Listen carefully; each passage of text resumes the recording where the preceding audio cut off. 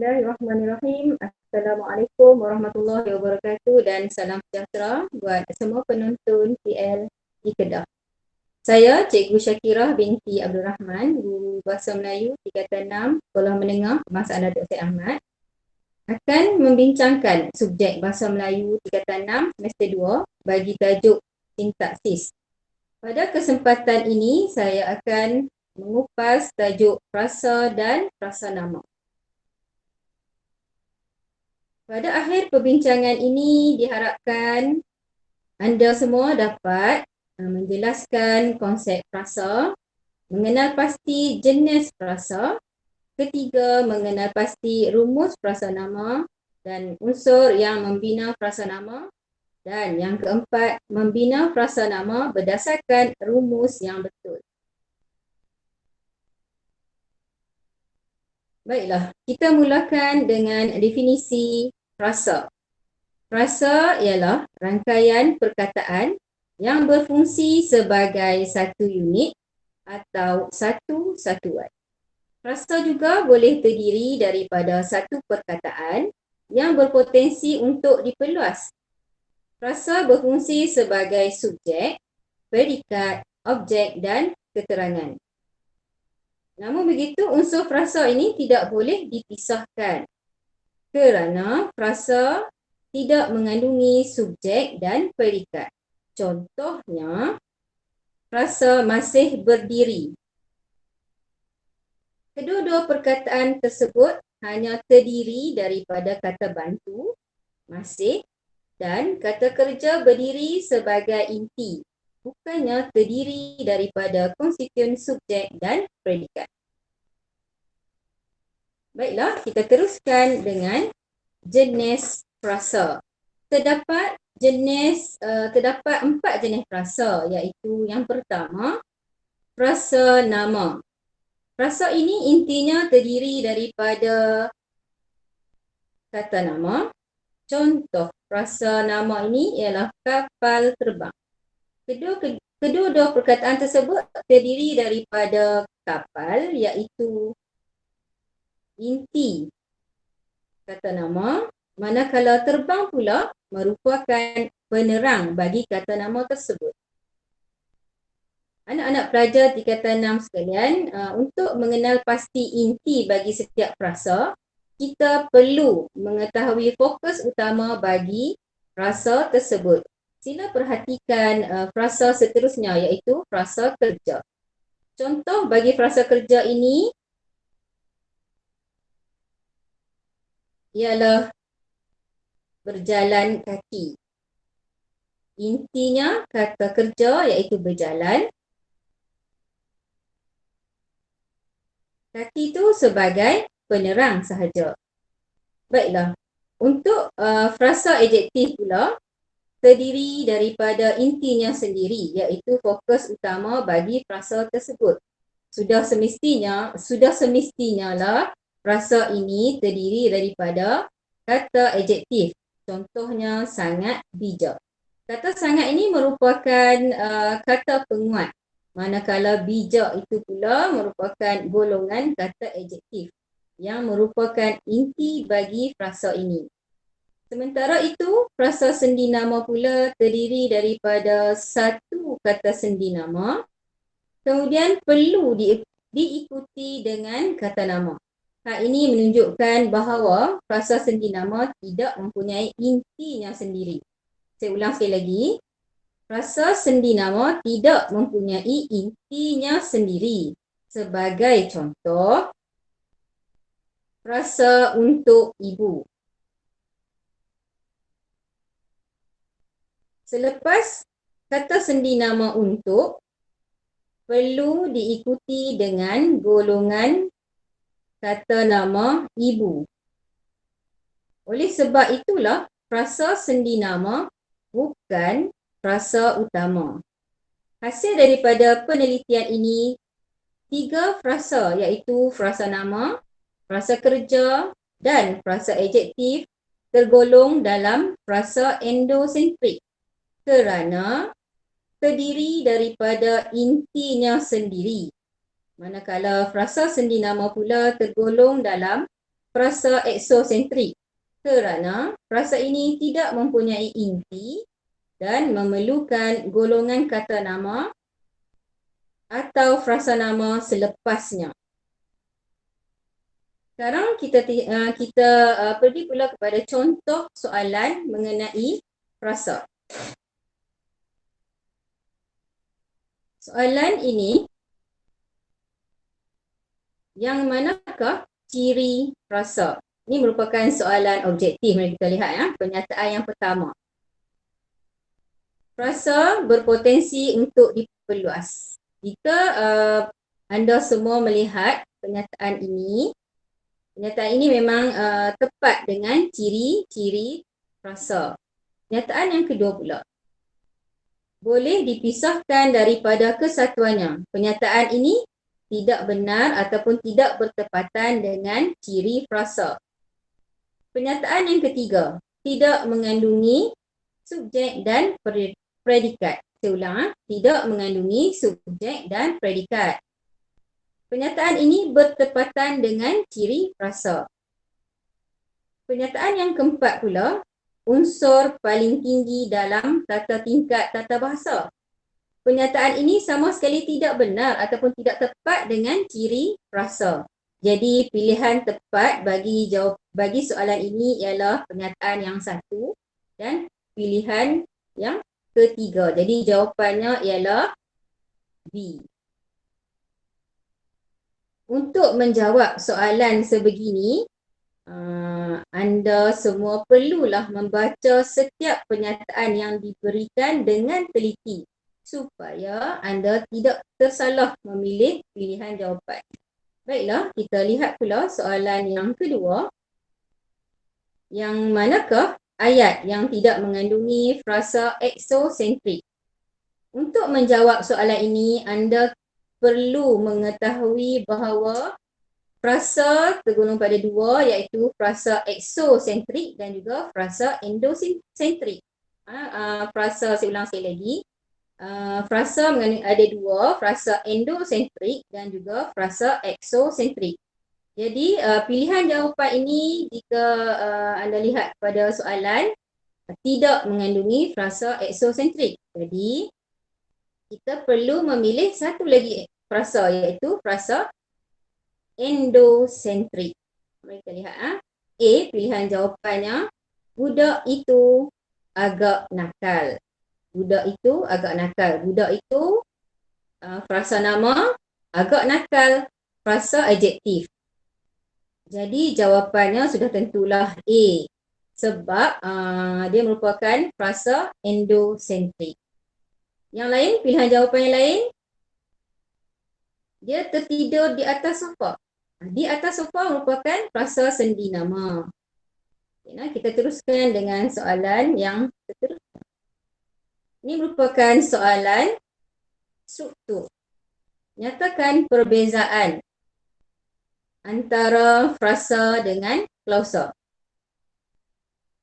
Untuk menjawab soalan ini, kita perlu mengetahui ciri-ciri antara kedua-dua pernyataan tersebut, iaitu ciri frasa dan juga ciri klausa.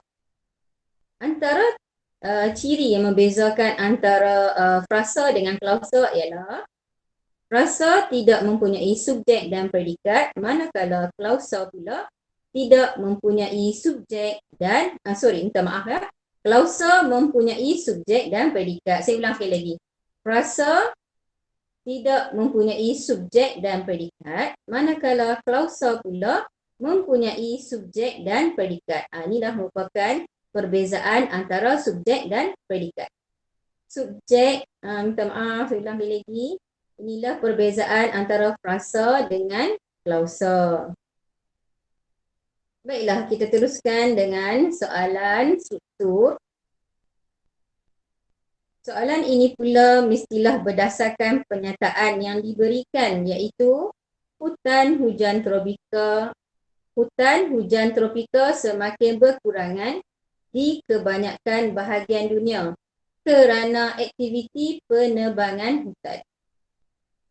Berikan satu contoh frasa endosentrik dan satu contoh frasa eksosentrik yang terdapat dalam ayat di atas. Jadi apabila soalan ini menghendaki anda memberikan satu contoh sahaja, jadi anda perlulah kemukakan satu contoh sahaja. Untuk jawapan bagi endosentrik, kita lihat ini merupakan frasa nama, frasa endosentrik, frasa nama, manakala frasa eksosentrik pula frasa sendi nama. Satu lagi saya ingin ingatkan kepada kamu semua, jika anda ingin menulis frasa, pastikan huruf mula ayat itu, mula frasa mestilah dimulakan dengan huruf kecil dan tidak mempunyai tanda titik, seperti jawapan yang dipaparkan ini. Hutan H tu bermula dengan huruf kecil dan tidak ada titik. Jadi kamu mesti pastikan jawapan yang anda tulis ini bertepatan dengan frasa. Baiklah, kita teruskan dengan frasa nama pula. Seperti biasa, kita mestilah lihat dulu apa itu frasa nama. Frasa nama ialah frasa yang intinya terdiri daripada golongan kata nama. Golongan kata nama. Inti kata nama tersebut boleh diperluas dengan menambah satu atau lebih kata. Seperti contoh inilah rumah. Frasa rumah merupakan frasa nama. Seterusnya perkataan itu diperluas menjadi rumah pangsa. Contoh yang kedua, ikan diperluas menjadi ikan air tawar. Kedua-dua contoh yang saya berikan ini, fokusnya ialah rumah, iaitu kata nama, dan ikan juga merupakan golongan kata nama. Seterusnya kita lihat pula fungsi frasa nama dalam ayat. Terdapat beberapa fungsi frasa nama dalam ayat, iaitu sebagai subjek. Contohnya dalam ayat, dia memandu kereta. Frasa dia merupakan frasa nama yang berfungsi sebagai subjek. Bagi contoh fungsi yang kedua pula, iaitu fungsi sebagai predikat. Contohnya dalam ayat, lelaki itu datuk saya. Frasa nama datuk saya merupakan inti, boleh kita lihat intinya ialah datuk. Saya tu sebagai penerang. Ini kedudukannya dalam ayat ini sebagai predikat. Untuk fungsinya sebagai predikat dan juga subjek, kamu semua perlu melihat betul-betul ayat itu sama ada di dalam susunan biasa ataupun susunan songsang.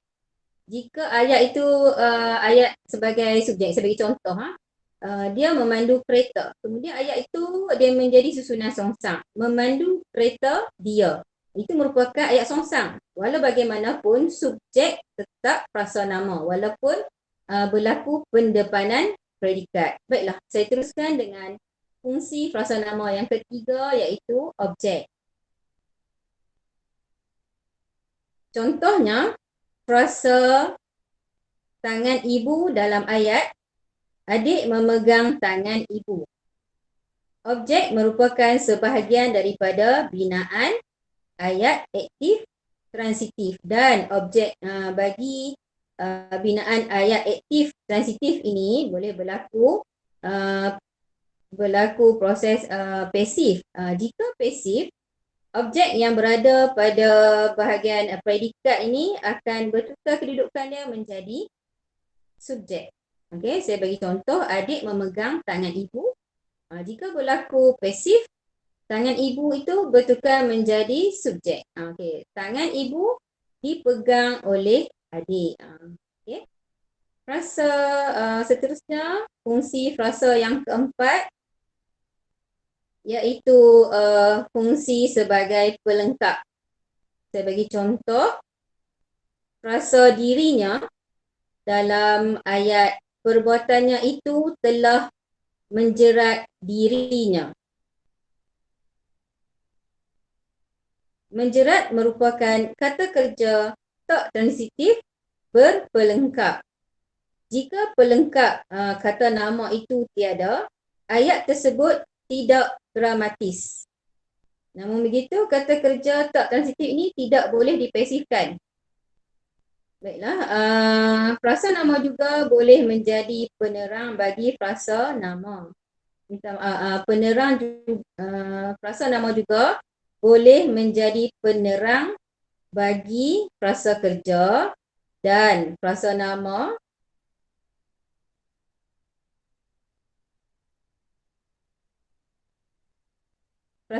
menjadi penerang bagi frasa kerja bagi ayat aktif tak transitif tanpa pelengkap.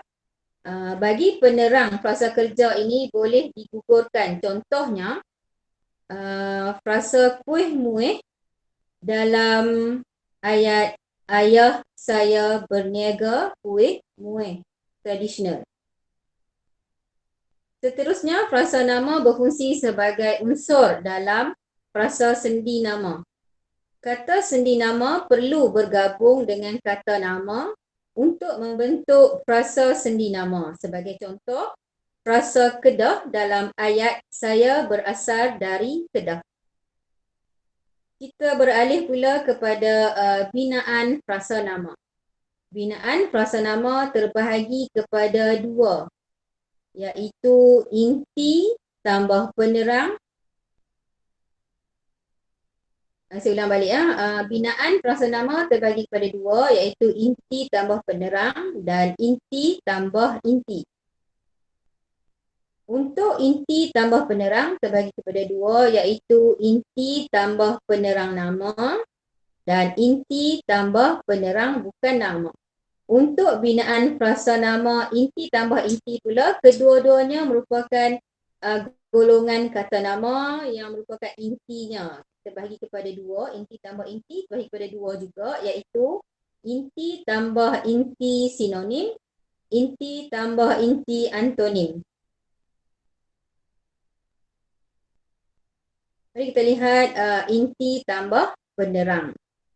Inti tambah penerang yang pertama iaitu inti tambah penerang nama, dan inti penerang yang kedua ialah inti tambah penerang bukan nama.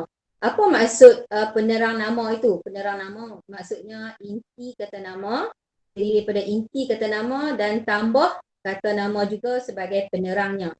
Manakala inti tambah penerang bukan nama, golongan kata lain menjadi penerang. Contohnya kata kerja, kata adjektif, frasa sendi nama, kata adverba, kata bilangan, penentu hadapan dan penentu belakang. Sebagai contoh, kita lihat sebagai contoh, guru lelaki. Intinya merupakan golongan kata nama iaitu guru, manakala penerangnya juga merupakan golongan kata nama iaitu lelaki. Untuk contoh yang seterusnya bagi inti tambah penerang bukan nama pula, baju merah. Inti merupakan golongan kata nama iaitu perkataan baju. Manakala penerang bagi inti tersebut ialah penerang bukan nama yang tergolong dalam golongan kata adjektif iaitu perkataan merah. Jika kita lihat yang contoh lain, 3 biji buah durian. 3 merupakan kata bilangan diikuti dengan penjodoh bilangan. Kemudian buah durian merupakan intinya. Seterusnya contoh Tuan Haji. Tuan Haji merupakan penentu hadapan iaitu dalam bentuk gelaran. Ahmad merupakan inti. Untuk contoh yang seterusnya, rumah itu. Rumah merupakan inti, kemudian diikuti dengan itu iaitu penentu belakang.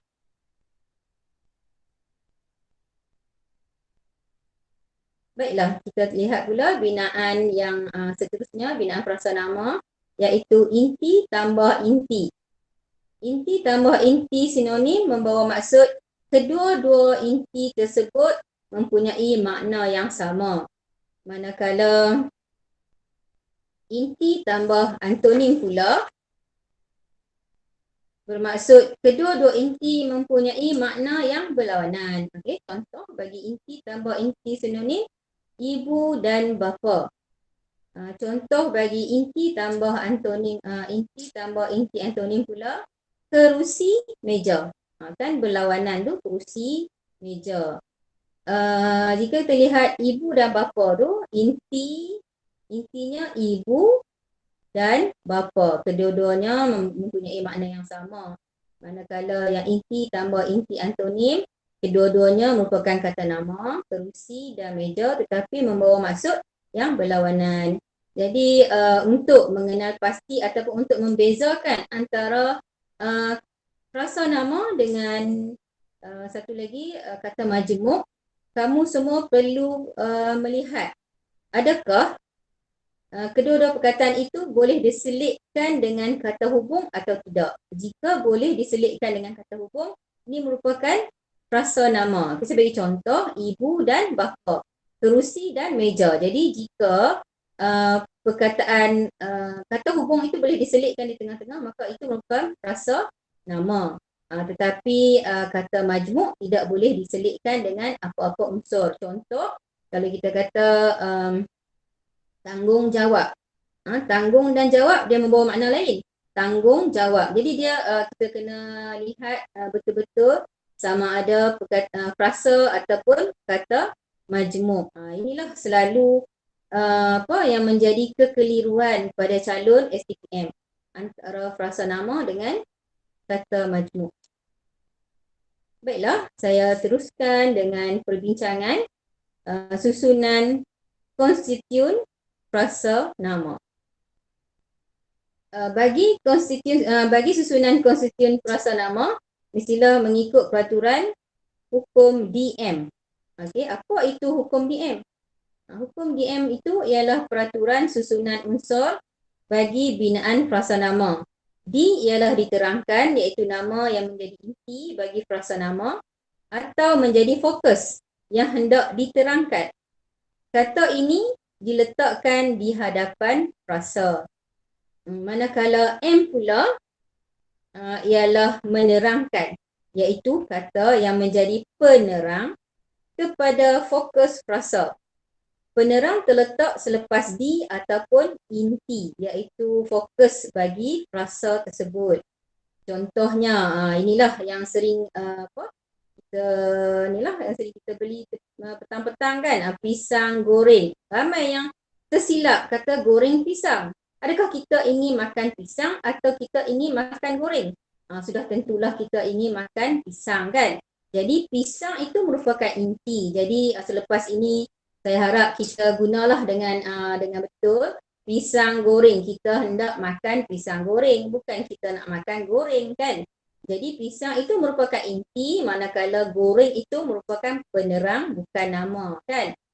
Jadi apabila kita melihat perkataan, minta maaf, kita lihat frasa nama goreng, pisang goreng, pisang merupakan perkara yang diterang, manakala goreng itu pula perkara yang menerang. Itulah yang dimaksudkan dengan hukum DM.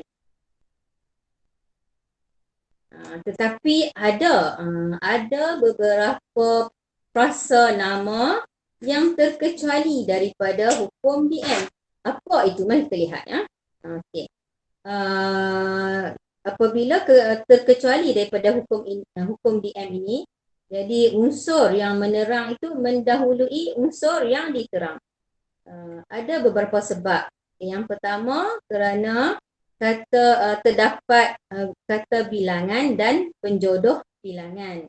Contohnya, 3 orang pelajar. Intinya ialah pelajar. Jadi 3 itu ialah kata bilangan. Orang itu merupakan penjodoh bilangan dan intinya kata nama pelajar. Okay. Yang kedua, kerana frasa itu mempunyai frasa nama. Okay, sebagai contoh, bukan kenderaan hijau. Bukan sebagai kata nafi. Kemudian kenderaan hijau merupakan frasa nama. Intinya itu ialah kenderaan. Seterusnya, kekecualian hukum DM ini berlaku kerana adanya nama panggilan ataupun gelaran. Contoh yang saya berikan ini iaitu Tengku Sofwan. Tengku itu sebagai gelaran Sofwan. Jadi ada banyak lagi tau. Jadi contohnya lain, Sang Kancil kan, Tok Imam. Jadi dia ada kata panggilan ataupun gelaran itu berada di hadapan inti. Yang seterusnya, kebiasaan penggunaan. Seperti ibu pejabat, ada lagi Perdana Menteri, timbalan menteri. Jadi itu sudah menjadi kebiasaan. Jadi jika perkataan ibu pejabat kita tukar kepada pejabat ibu, dia jadi ayat itu sudah berubah. Sebab itulah ada beberapa frasa nama yang terkecuali daripada hukum DM atas beberapa sebab. Saya ulang sekali lagi. Sebab yang pertama, kerana frasa nama itu mengandungi kata bilangan, penjodoh bilangan. Kemudian yang kedua, kerana mempunyai kata nafi. Seterusnya, kata mempunyai nama panggilan dan gelaran dan kebiasaan penggunaannya.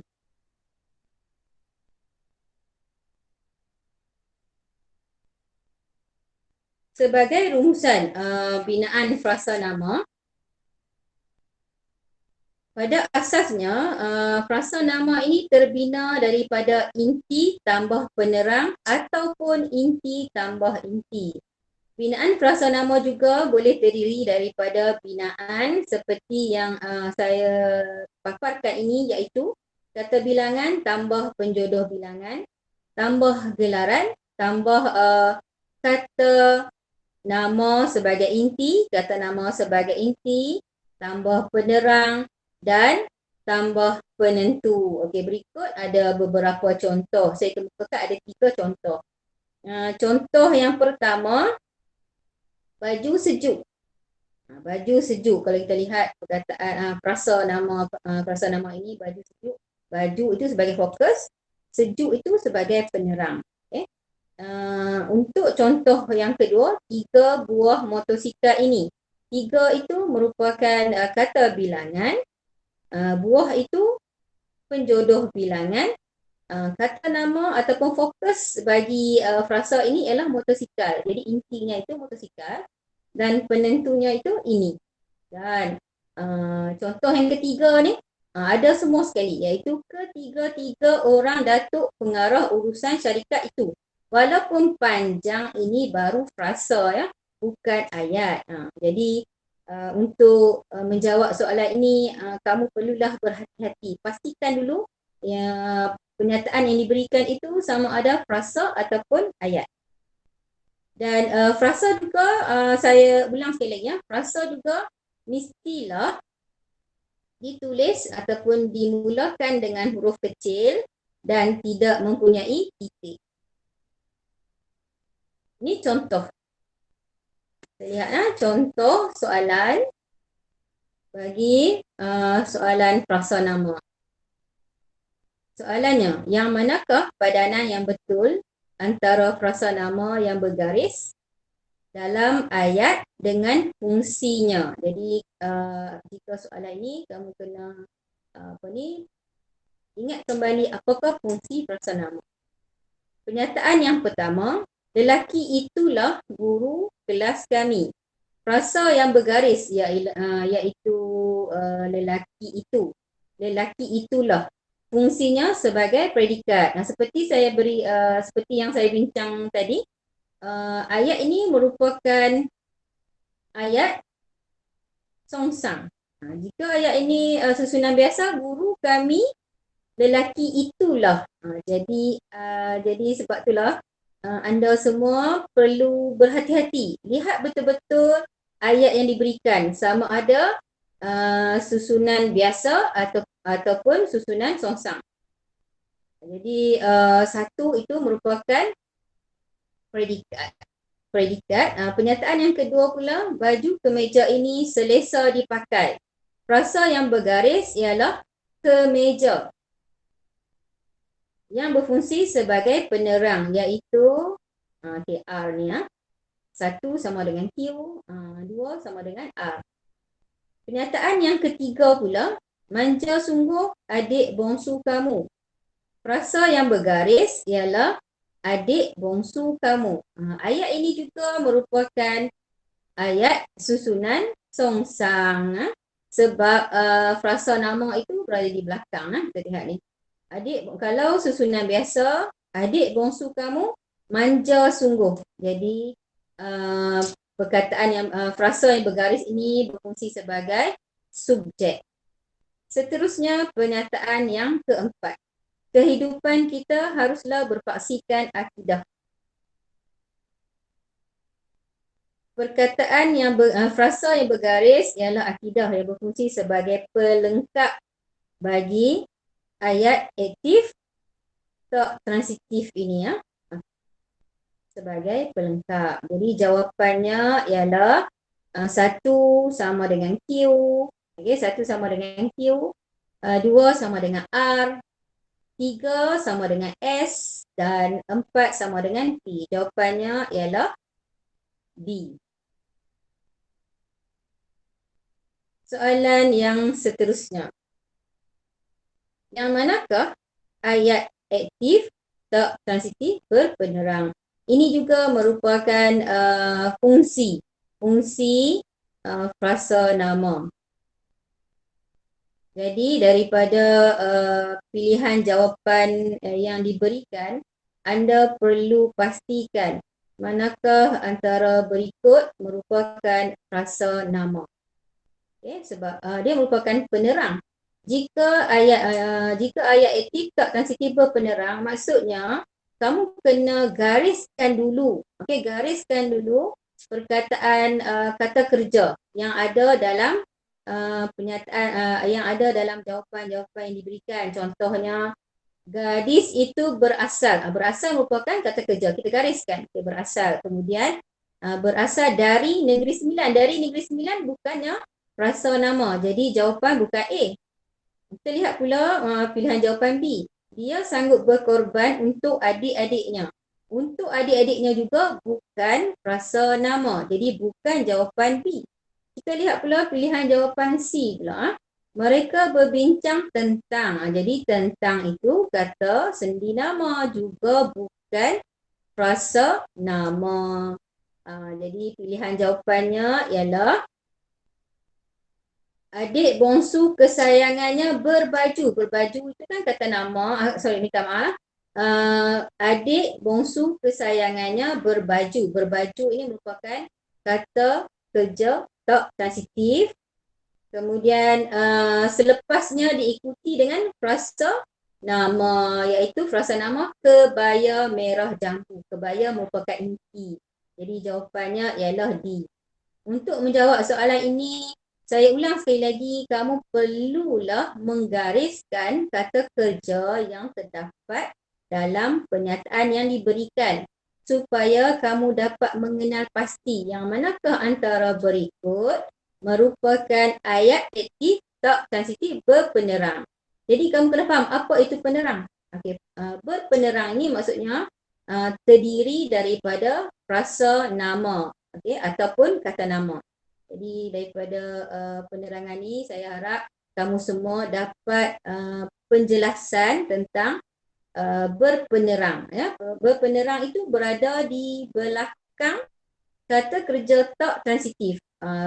Perkataan selepas kata kerja tak transitif mestilah frasa nama, dan frasa nama ini boleh digugurkan tanpa menjejaskan makna ayat tersebut. Cuba kita lihat ayat yang D tadi. D. Adik bongsu kesayangannya berbaju kebaya merah jambu. Kita boleh gugurkan kebaya merah jambu itu. Ayat itu menjadi adik bongsu kesayangannya berbaju. Sudah lengkap ayat itu ataupun sudah gramatis ayat. Baiklah, kita teruskan dengan contoh soalan struktur. Kali ini kita lihat apakah hukum DM. Seperti saya terangkan tadi, apakah hukum DM? Jadi kamu kena berikan makna hukum DM tu apa.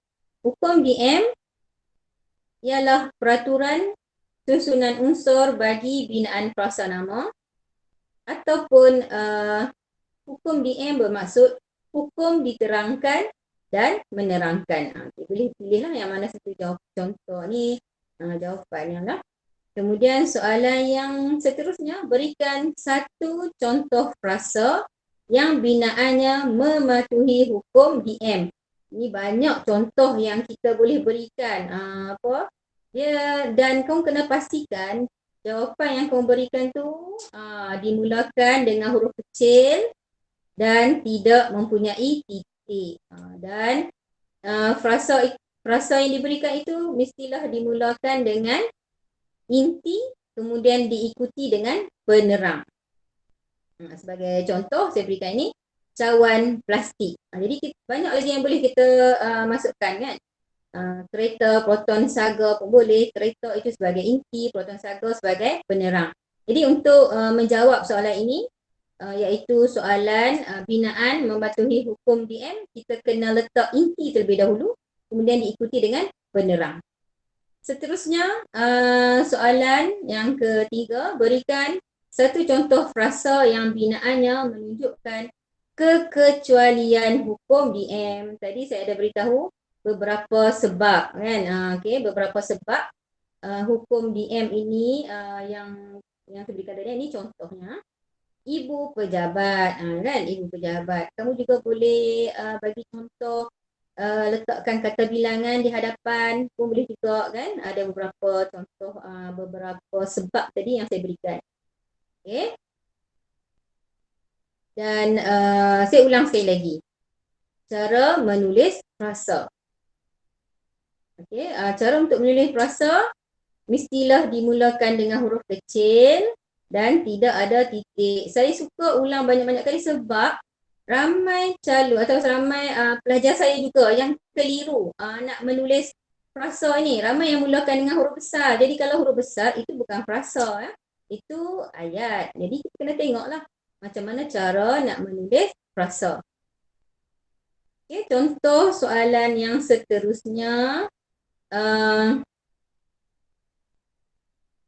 Tuliskan frasa nama yang terdapat dalam ayat di atas. Jadi jika soalan begini, kita kena baca soal pernyataan yang diberikan di atas dengan teliti. Dan kita gariskan perkataan, gariskan frasa yang terdapat dalam pernyataan yang diberikan itu. Untuk kita memastikan itu merupakan frasa nama. Kita lihat ya. Ketika rombongan artis jemputan itu mengadakan persembahan nyanyian, tetamu kehormat bertepuk tangan tanda terpesona. Jadi kehendak soalan ini ingin calon mengemukakan dua frasa nama. Jadi kita tengok ni ada banyak tau, kita pilih dua je lah sebab dia nak dua je kan. Yang pertama, rombongan artis jemputan itu merupakan frasa nama. Kemudian frasa nama yang kedua, persembahan nyanyian. Jika kita masukkan tetamu kehormat pun boleh juga. Tetamu kehormat juga merupakan frasa nama. Tangan, bertepuk tangan. Kan saya kata tadi bertepuk tangan. Okey, tangan pun merupakan kata frasa nama juga. Jadi jika anda sudah mengenal pasti inti bagi frasa itu merupakan golongan kata nama, maka itu merupakan frasa nama. Jadi dengan perbincangan soalan ini, setakat ini dahulu perkongsian saya tentang frasa dan frasa nama. Jadi saya mengharapkan kamu semua dapat perbanyakkan latihan dan berbincanglah dengan rakan-rakan, berbincang dengan guru anda. Jadi saya mohon maaf andai saya ada tersalah bahasa, terkasar bicara sepanjang perbincangan ini. Terima kasih atas perhatian, sokongan daripada anda semua.